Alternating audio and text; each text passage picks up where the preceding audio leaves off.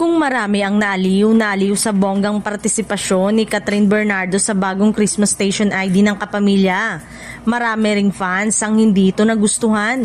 Si Catherine lang naman ang artistang makikita sa opening at closing scene ng star-studded Station ID. Hindi daw bet ng ibang fandom ang ginawa raw na pagpabor ng ABS-CBN management sa partisipasyon na yon ni Kat. As expected, super talak nga si Kat ng ibang fandom ng mga sikat na artista. Isa sa mga hanash nila ay hindi lang naman daw ang Asia superstar ang may malaking ambag sa kapamilya.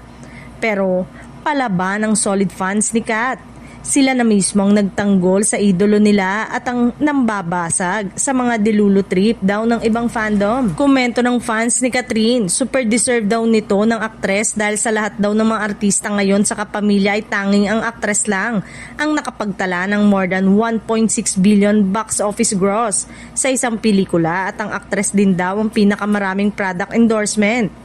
Samantala, super saya rin ng Kat Reed fans dahil matagal-tagal na raw natuyo sila sa ayuda mula kina Catherine at James Reid. Excited na nga sila na mapanood ang seryeng pagsasamahan ng dalawa. After kasing i-announce ang project ay parang nawala rin agad ang ingay nito sa online world.